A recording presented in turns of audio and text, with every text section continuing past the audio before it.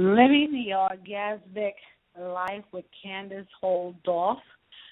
Welcome to Struts Radio. This is your host, DeBora Emmerich, and I am truly delighted to be here on this beautiful evening. It's sunny, it's bright, and all is well in my world. I'm excited about this show. I am so excited, and sexuality and sexual healing. We've been talking about this now for 3 weeks, and it's really causing me to consider just keep going in this direction because it's such a powerful and important topic to talk about. So have you ever been called a whore? Doesn't it give such a positive image for most women? Can't think of a person who would say, yeah, I welcome that, at least not outside of the bedroom. But this evening, you may just change your mind about what it means to be a whore. Candice Holdoff, she is a performer. She's my guest, and she's a writer and sex plus life coach who is dedicated to helping people delve into the taboo places in their lives. She is a certified orgasmic meditation instructor and yoga teacher. She is a regular contributor to Elephant Journal, and she maintains her own blog, which I've read quite a bit of, The Orgasmic Life. And she's currently working on her first book, From 6 to 9 and Beyond, Widening the Lens of Feminine Eroticism. And she's going to tell you a little bit about herself. Welcome to the show, Candice. Hi. It's an honor to be here. I am so happy that you said yes. And I want to jump right into it because time has a way of flying by on this show. So I was looking at your website and your blog, and before we even start to talk about the archetypes that you mentioned in your book, I know you talk about 6 of them, and we're going to at least deal with one this evening. But before we get there, the orgasmic life, how did you start talking about the orgasmic life? What led you to this work? Well, I'll start with saying that about 7 years ago, I was severely anorexic, so I was starving myself, and a lot of people think that anorexia is just like fear, like I want to look like models on a magazine. But really, the depths of anorexia or any eating disorder is a woman who's afraid of her own hunger and her own desire.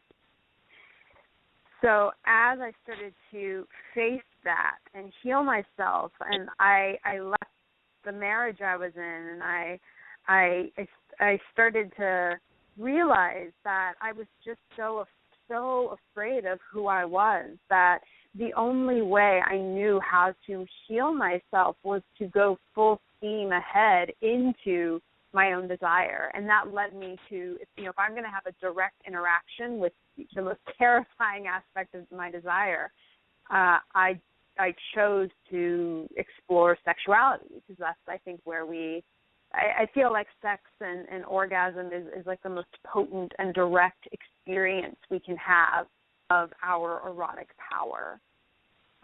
So the more I just started to face my own fear and of my own sexuality, the more I discovered my power under there. And through practice of orgasmic meditation, I then started to, I learned how to teach the practice, and I started writing. I started discovering my voice more and more. I was an actor for a while, and I wrote a little bit, but I've really started to blossom as my own performer and writer through this. And And so here I am today creating this book and teaching orgasmic meditation and redefining what sex, orgasm, and erotic means to us, reclaiming it as women out of the hands of what we think it looks like or should look like from what we're constantly blasted in mainstream media. And what does that look like? And what does it look like now for you and for the women that you work with?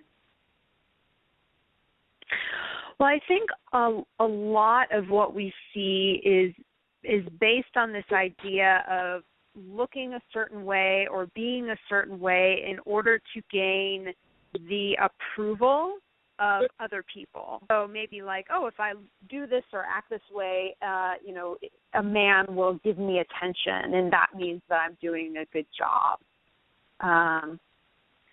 And really, orgasm, the locus of orgasm, the locus of our own desire rests in our bodies, and quite frankly, in between our legs. That's where that's where my deepest knowing resides. Like, I can use my brain, my mental gymnastics all I want, but the deepest knowing, that kind of intuitive truth that my brain then will start to interpret, comes from between my legs.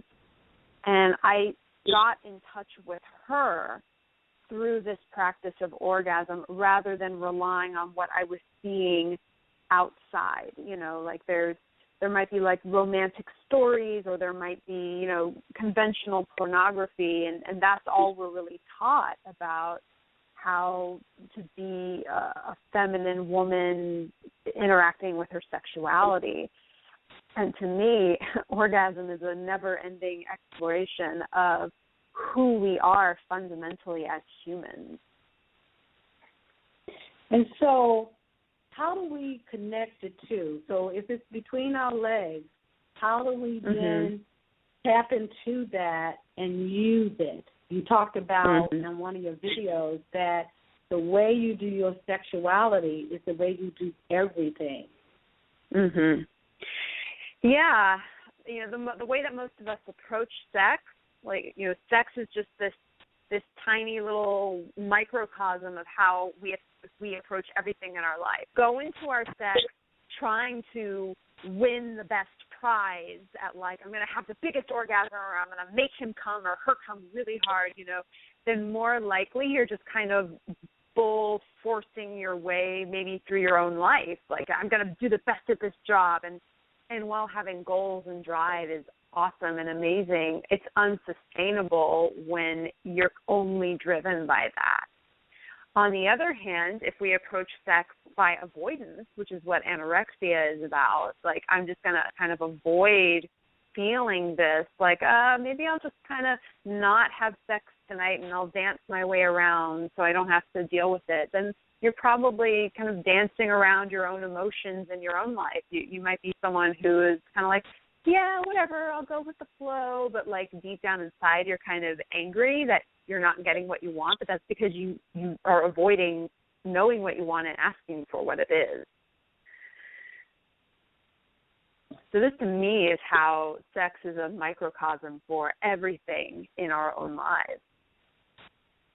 And then I think you asked, how do we get in touch with that?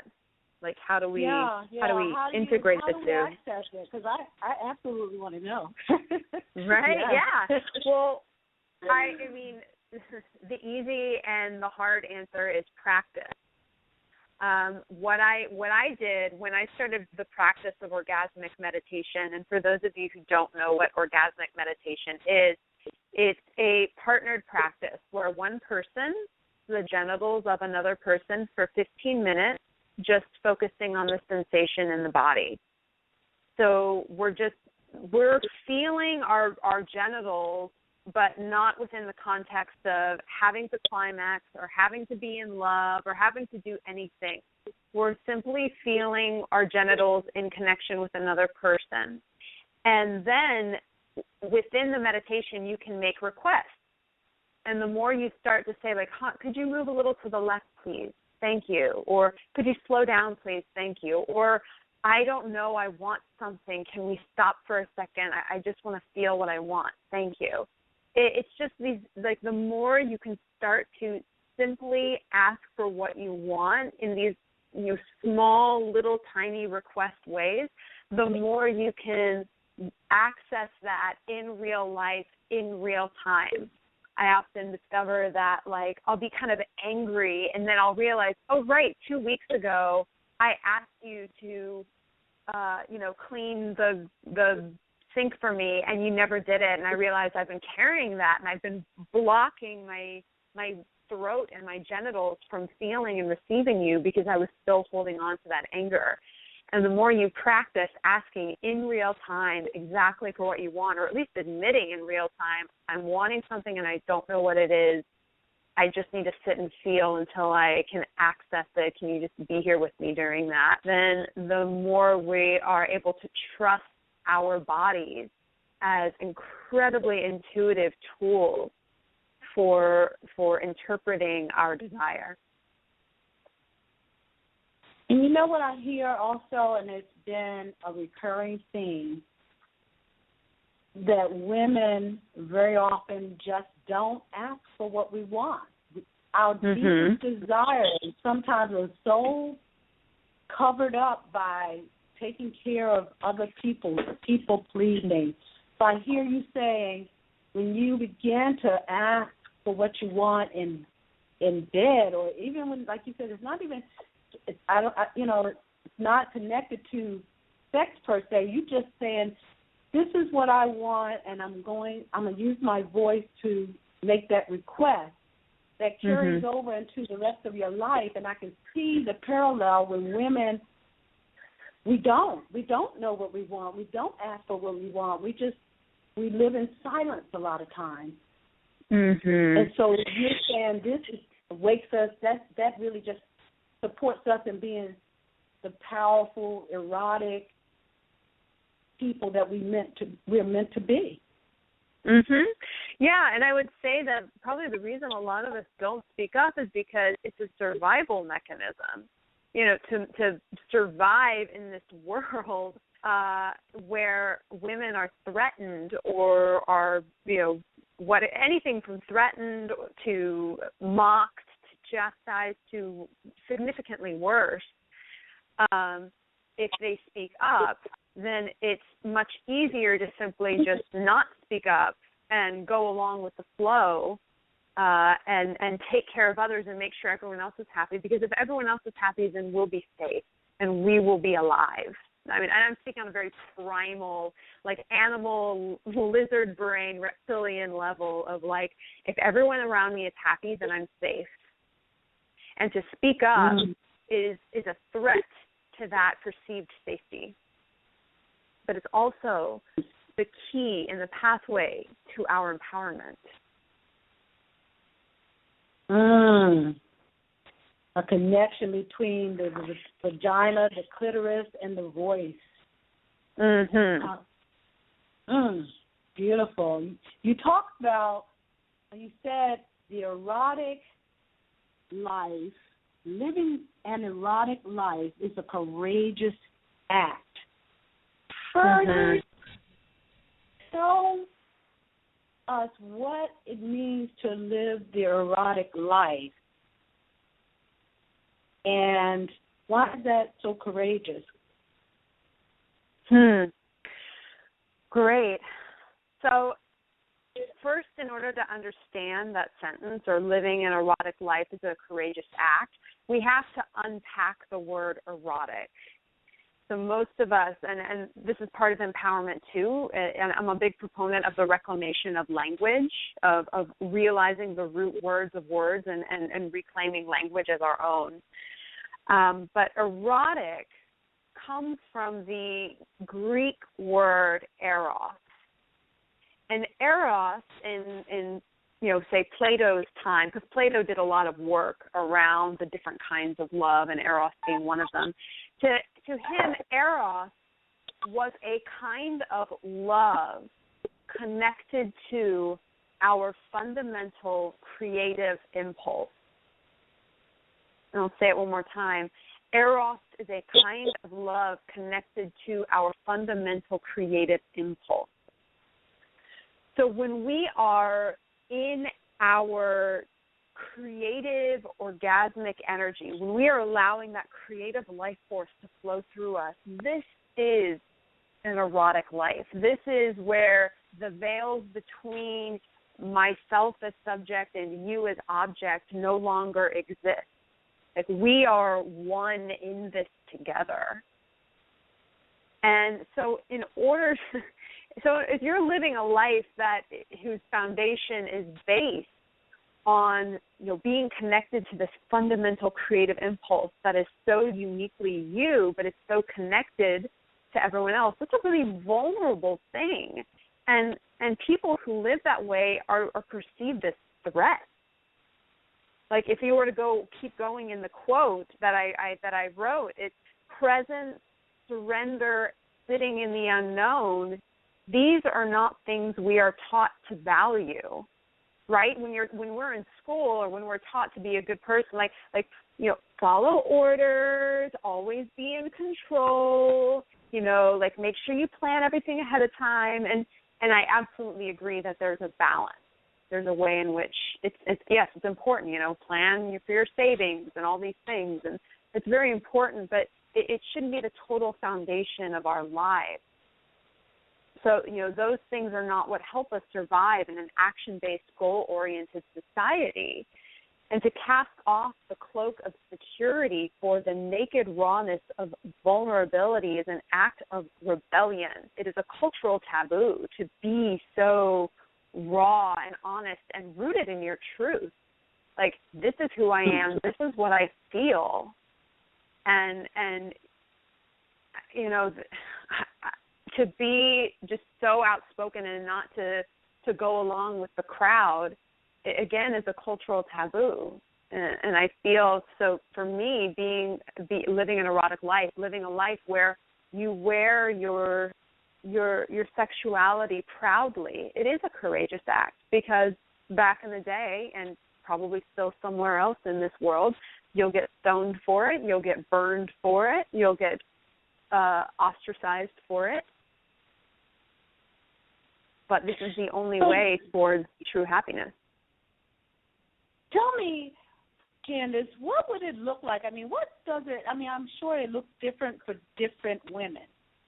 Yes, totally. And so just give me an idea, because when I think of that, I think, okay, if a woman, let's say, on the one hand, when you were talking, I'm thinking about speaking your mind, not being mean necessarily, not being harsh, just being clear, being assertive, letting people know what you really think and feel, what you desire. Is that part of? Is that so? That's you're clear and you articulate what you need and want.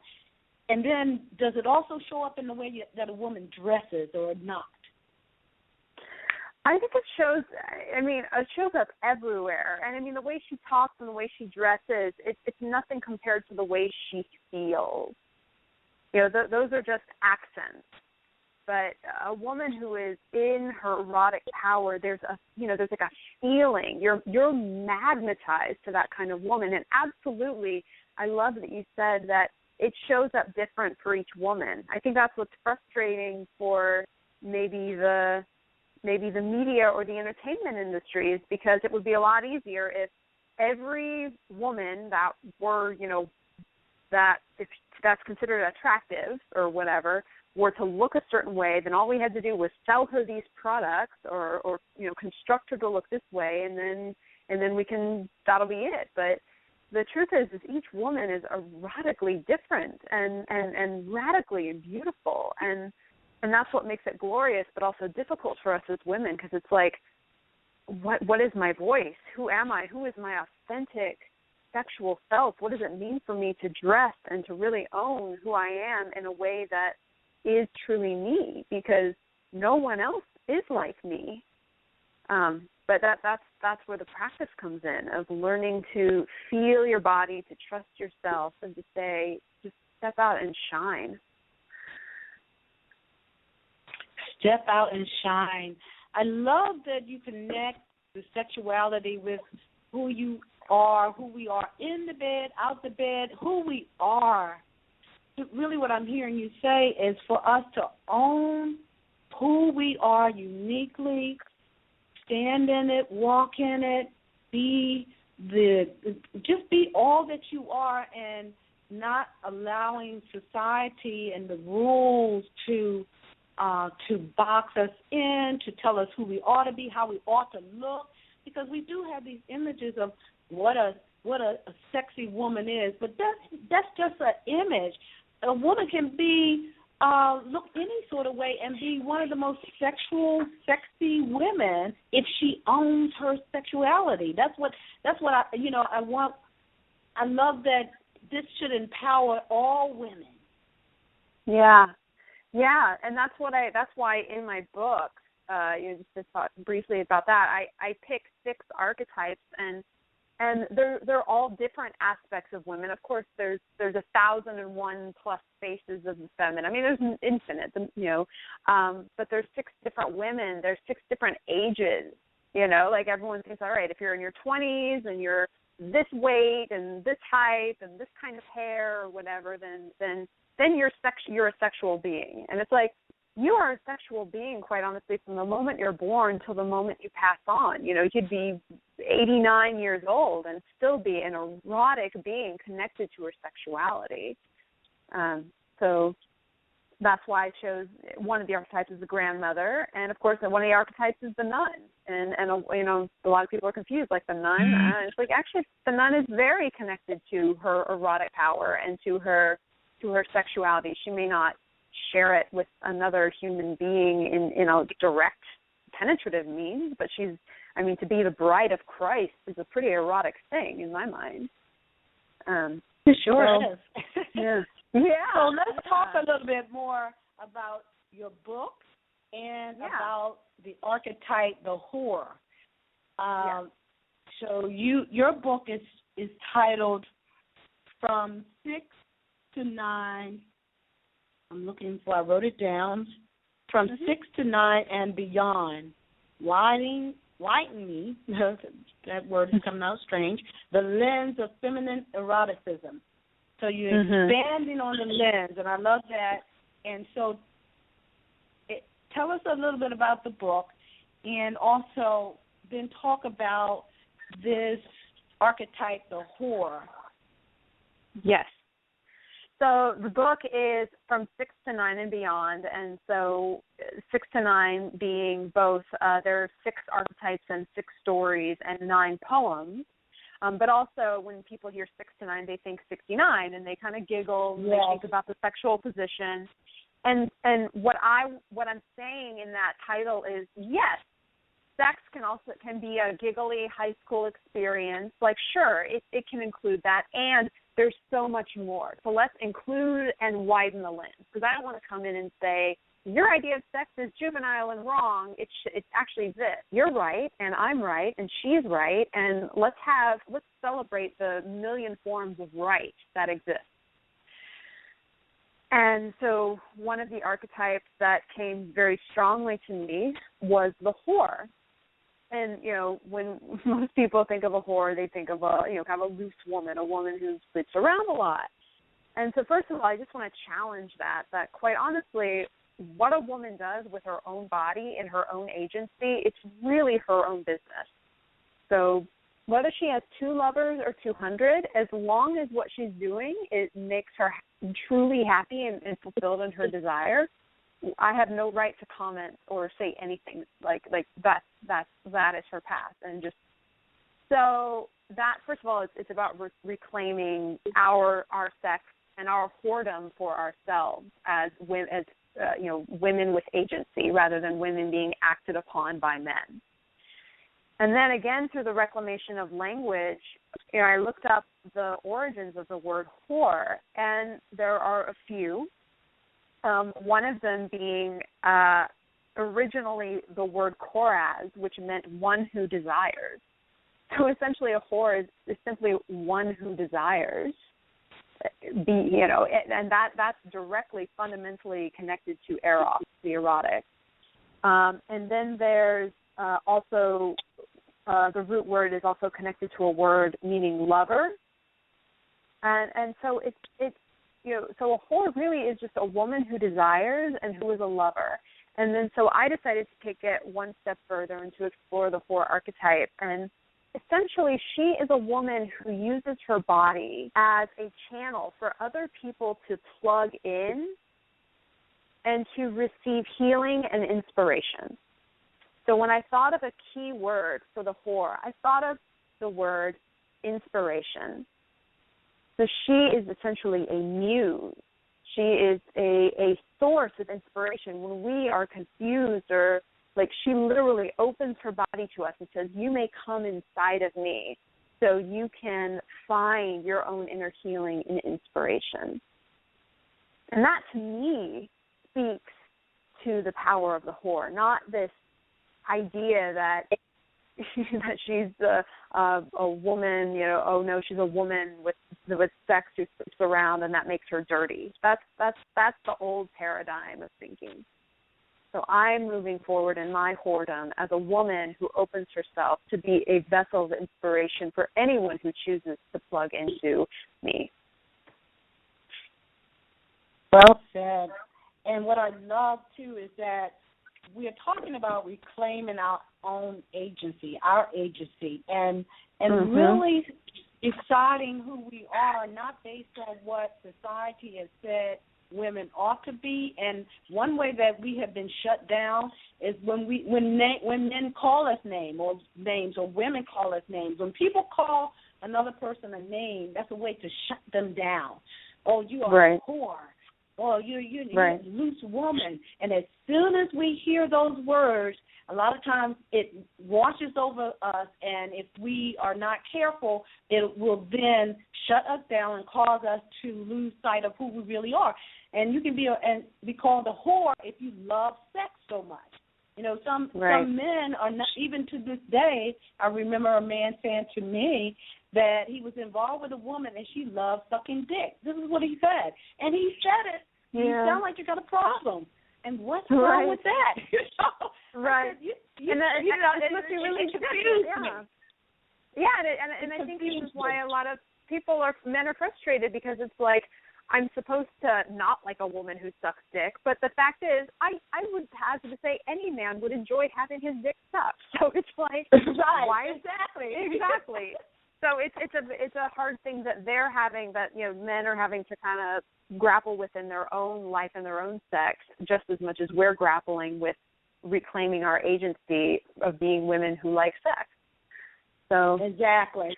Let me please give your information out, how they can connect with you, because you also do sex plus life coaching and tell people how they can connect with you.